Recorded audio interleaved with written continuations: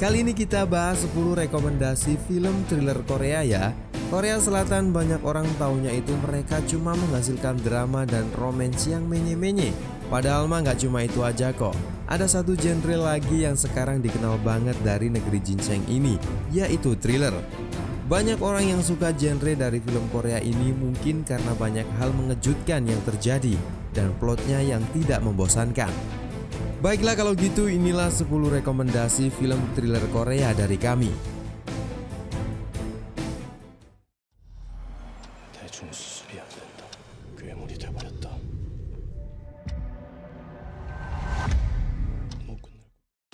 Oldboy. Oldboy menceritakan tentang Oh Dae-soo, pria yang tiba-tiba diculik sekelompok orang lalu dikurung dalam ruangan misterius bertahun-tahun dan gak tahu sebabnya. Pas lagi di dalam ruangan misterius ini, dia ngeliat siaran di televisi kalau ternyata dia difitnah membunuh istrinya sendiri. Dan dari sinilah Oh Dae-soo bertekad untuk membalaskan dendamnya. 15 tahun berselang baru deh dia dibebasin, dan ini secara tiba-tiba juga. Kemudian dimulailah pencarian dan pemecahan misteri tentang dibalik penculikan dan pembunuhan istrinya. Semua orang bakal setuju sih kalau Oldboy masuk dalam list kali ini. Disutradarai oleh Park Chan-wook, sang sutradara legendaris Korea Selatan, film ini menjadi tonggak awal film Korea yang dikenal oleh para sineas. Memenangkan banyak penghargaan, dengan yang paling prestigius adalah memenangkan Grand Prize of the Jury di Festival Cannes. Oldboy mempunyai cerita yang menarik yang mampu bikin kita tetap dibaut penasaran sampai akhir film. Yang paling dikenal dari film ini tentu saja plot twistnya yang bikin stres banget itu.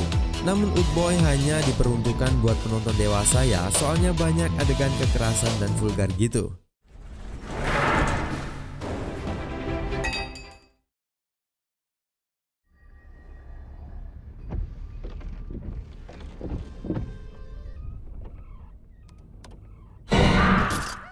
I Saw the Devil. Film rilisan tahun 2010 ini menceritakan tentang So Hyun yang nemuin tunangannya Jo Yoon dalam keadaan meninggal dengan kondisi yang amat mengenaskan. Kekasihnya ini dibunuh oleh seorang psikopat Kyung Chul. Psikopat yang memutilasi, membunuh, memperkosa gadis-gadis demi kepuasannya sendiri. So Hyun sebagai agen rahasia lalu diselimuti perasaan dendam dan mulai memburu Kyung Chul. I Saw the Devil adalah contoh film thriller yang dikemas secara brutal dan disturbing. Semua kengerian pokoknya ada di film ini deh. Duo Lee Byung-hun dan Choi Min-sik menjadi kekuatan utama I Saw the Devil. Akting keduanya bikin karakternya menjelma menjadi sosok iblis yang bikin gregetan. Yang paling menarik dari film ini adalah kejar-kejaran dan baku hantam keduanya yang seperti kucing dan tikus. Ketika Jo Yoon memberi pelajaran kepada Kyung Chul, maka dia akan melepaskannya lagi, lalu mengejarnya lagi.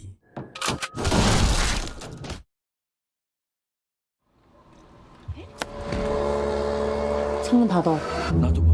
부모님 얼굴도 뵙고 좋더라. 선생님 좀 해줘라. 영어. 대학생인 척하라. Parasit. Sejak kemenangannya di ajang Cannes Festival sebagai Palme d'Or, Parasit benar-benar melesat jauh dikenal kalangan luas, entah itu sinefil atau bukan. Sampai pada puncaknya mereka menangin 4 kategori di ajang Oscar. Di antara lain yang mereka raih adalah Best International Feature Film, Best Original Screenplay, Best Achievement in Directing, dan yang paling prestisius tentu saja Best Picture of the Year. Nggak ada sebelumnya film non-Hollywood yang meraih penghargaan sebesar ini di ajang Oscar. Parasit sendiri mengisahkan tentang keluarga dari Kim Ki-tae yang kurang mampu dari segi finansial. Keluarga sederhana ini tinggal di apartemen semi-basement dan bekerja sebagai pelipat kotak pizza. Kehidupan mereka benar-benar berubah semenjak mereka bertemu dengan keluarga Park Dong-i. Namun hal ini terjadi karena mereka ngelakuin segala cara untuk ngeraup harta keluarga Park. Yang begitu spesial dari film ini alurnya yang gak ketebak dan dengan penceritaan yang tidak bertele-tele. Deadly serious.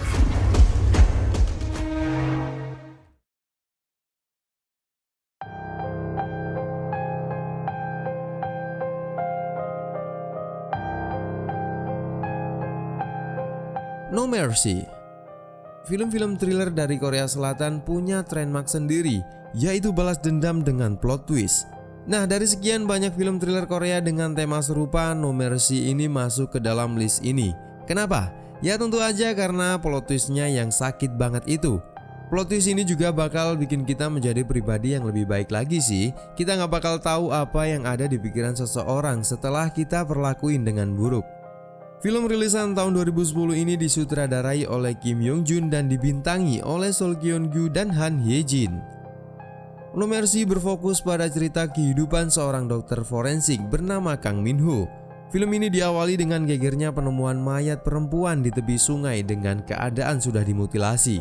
Akibat hal itu dikirimlah dokter Kang Min Ho untuk melakukan otopsi pada mayat tersebut. Dimulailah penyelidikan kasus ini oleh Polwan Min So Young dengan dibantu dokter Kang Min Ho.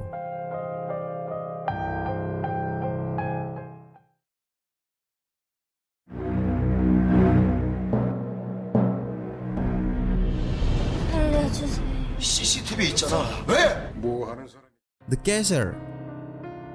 Film yang berdurasi 123 menit ini berkisah tentang seorang mantan detektif yang bernama Jong Hoo yang berganti profesi menjadi mucikari. Sewaktu-waktu Jong Hoo mengalami situasi yang rumit dikarenakan para pelacurnya menghilang tanpa kabar.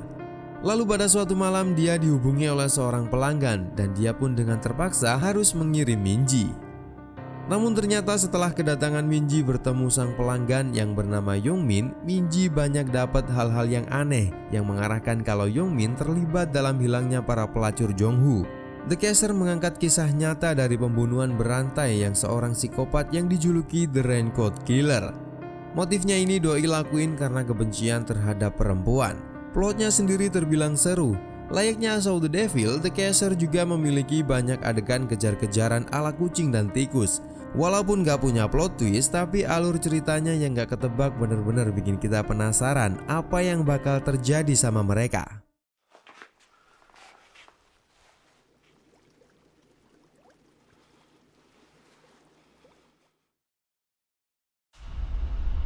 이 순사밥도 먹는 거고 이 사람 보는 눈은 있다는 거 알아? Memories of Murder.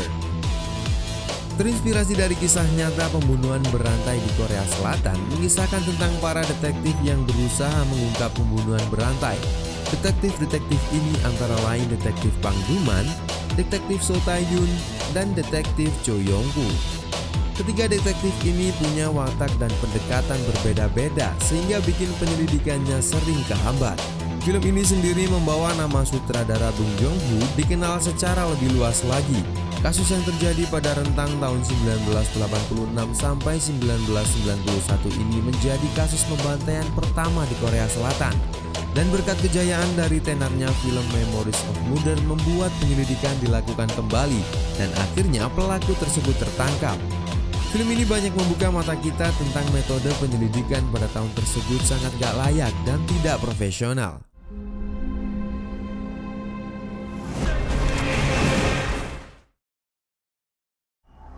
무슨 이유가 있는 거요? 이유가 죽어나가는 거고 어떤 그 양반이 영원한 생긴 일들 아니오. The Wailing. Setelah debutnya di film The Caser sukses, sutradara Na Hong Jin kembali ngegarap film yang ternyata 2 kali lipat serunya. The Wailing sendiri punya multi genre yang dicampur menjadi satu, yaitu psychological thriller, supernatural horror, dan misteri. Genre-genre ini dipaduin lewat tema cerita tentang ilmu hitam dan setan. The Wailing mengisahkan tentang desa Goksung yang awalnya damai namun langsung berubah drastis akibat wabah misterius yang menginfeksi para penduduknya. Wabah ini sampai-sampai bisa membunuh anggota keluarga sendiri seperti kerasukan setan gitu. Dan gosipnya wabah ini terjadi sejak kedatangan warga asing Jepang ke desa tersebut. Timbullah rasa curiga dari pihak polisi dan melakukan investigasi pada warga asing Jepang tersebut.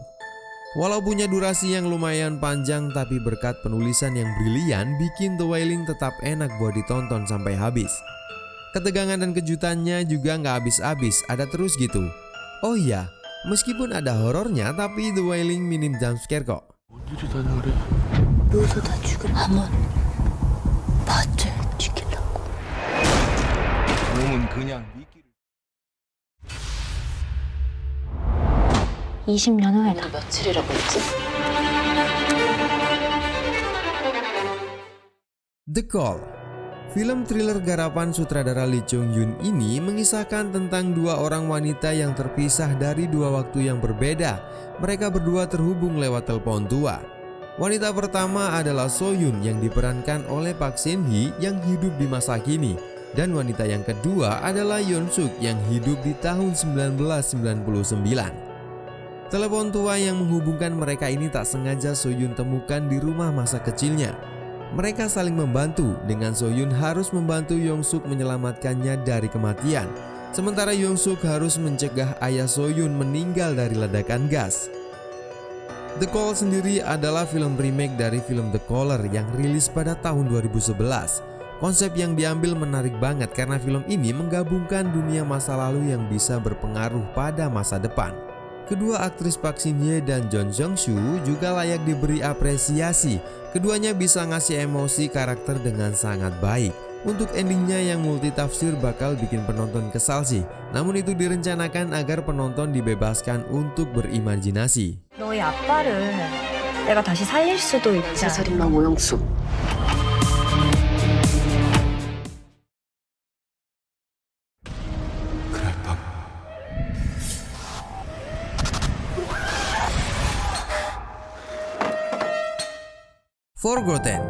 Forgotten disutradarai dan ditulis oleh Jang Hae-jun. Film ini rilis pada tahun 2017 dan punya latar penceritaan tentang kisah misteri keluarga. Ceritanya sendiri adalah tentang kakak beradik Jin Suk dan Yo Suk. Jin Suk sang adik ngelihat dengan mata kepala sendiri kalau kakaknya diculik dan kemudian kakaknya kembali setelah 19 tahun berlalu dan kayak gak terjadi apa-apa. Dan hal ini jadi bikin doi overthinking dan akhirnya ngerasa gak percaya kalau kakak dan keluarganya ini bukan keluarga dia. Film yang dibintangi Kang Hae-nul ini sukses bikin penontonnya menebak-nebak sekaligus terlibat sampai ketika seluruh misterinya keungkap. Kisah yang diangkat juga cukup gelap, mencekam dan tentu saja punya plot twist. Kalau udah ada plot twist enaknya nonton bareng-bareng temen atau keluarga nih, biar kalian bisa saling tebak mana yang benar. 그곳엔 누군가 있었다.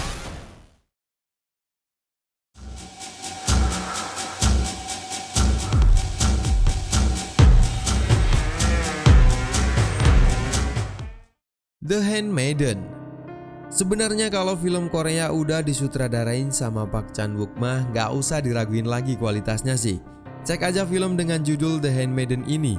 Punya segudang penghargaan dari ajang terkenal dan dapetin banyak skor tertinggi di IMDb 8,1/10, Letterboxd 4,4/5 dan Rotten Tomatoes 95%. Film yang terinspirasi dari novel berjudul Fingersmith ini sukses nuntun penontonnya masuk ke dalam misterius berlapis-lapis.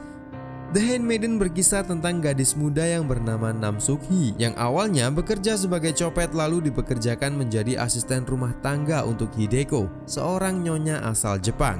Dia dipekerjakan agar bisa membujuk Hideko untuk menikahi Kon Fujiwara dan kemudian mengambil hartanya. Kayak nyomblangin gitu deh istilahnya. Nah, tapi masalahnya terjadi ketika ternyata Suk Hee dan Hideko malah saling jatuh cinta. Film ini mengangkat isu yang dalam, penceritaan dan naskah yang matang, lengkap lagi dengan akting para aktor dan aktrisnya yang jempolan. Tapi nggak semua orang boleh nonton ini ya, karena banyak banget adegan vulgar dan kekerasan di sini.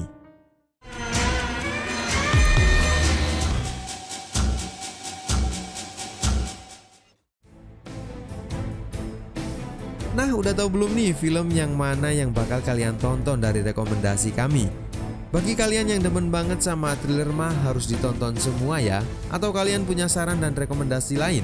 Boleh yuk tulis di kolom komentar.